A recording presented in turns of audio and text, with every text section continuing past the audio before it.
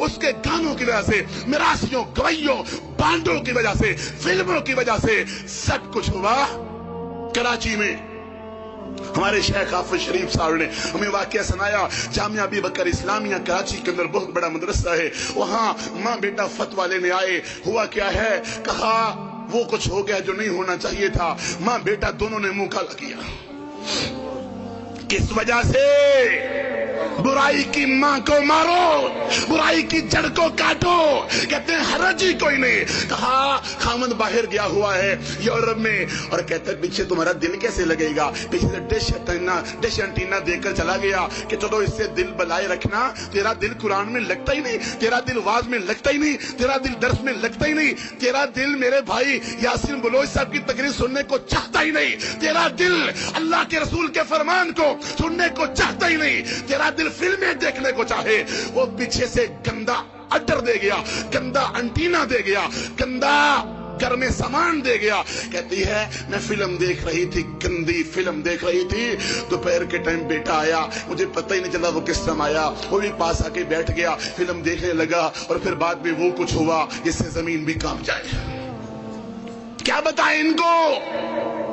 ہمارے شیخ Medina university کے استاد نے جو کہ جج بھی تھے، انہوں نے واقعہ سنایا، کہتے ہیں پہلی دفعہ عدالت میں کیس آیا ہے جب سے یہ پلید ڈش انٹینا آیا ہے، مولویوں کے بہانے، خبروں کے بہانے، جب سے یہ پلید آیا ہے، کہتے ہیں اس وقت سے یہ پہلا کیس ہمارے پاس آیا ہے۔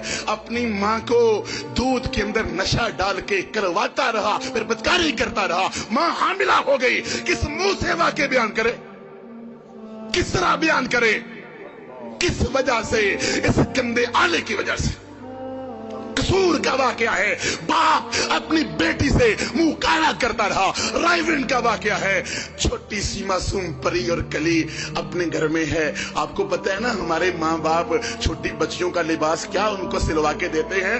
کہو نا کہ اس کو لباس تو اچھا کم از کم دو، کہتے ہیں بچی ہے چھوٹی سی، کوئی مسئلہ ہی نہیں، 5-6 سال کی بچی، گندا لباس اس کو پہنایا، گھر میں نوکر رکھا ہوا تھا، پتہ نا نوکروں سے پردہ کون سا ہے، کزن سے پردہ کون سا ہے، پردہ تو مولوی صاحب سے ہے نا، پردہ تو فلاں سے ہے، کزن سے پردہ کون سا، دیور سے پردہ کون سا؟ تیرا دین ہے یہ، تیرا اسلام ہے یہ، تیرے فتوے ہیں یہ۔ اللہ کے رسول فرماتے ہیں الہم الموت، دیور تو موت ہے، کزن سے بھی پردہ ہے، پھوپھا سے بھی پردہ ہے، اسلام تو ہمیں یہ کہتا ہے۔ اور خادم گھر میں نوکر آتا ہے، اس کو اسپیشل کمرہ دیا ہوا ہے، کمرے میں اس کو ڈش انٹینا دیا ہوا ہے، اپنا دل لگا کے رکھنا تاکہ کوئی مسئلہ نہ تمہارے لیے بنے۔ اچھا دل لگا رہے گا، کہتا ہے اس نے کیا کیا، چند دن گزرے، بچی نظر نہیں آ رہی، تلاش کرتے ڈھونڈتے ہیں، پولیس والوں کو شک پڑا، اس نوکر کو پکڑ لیا گیا، نوکر کو مارا گیا، مان گیا، کہتا ہے میں نے اس بچی سے بدکاری کر کے اس کو قتل کر کے گندے نالے میں پھینک دیا ہے۔ پھر اس بچی کا باپ چیخا، لوگوں ایک تو اپنے گھر میں یہ گندا آلہ نہ لانا، چاہے تمہیں دنیا کی خبر ہو یا نہ ہو۔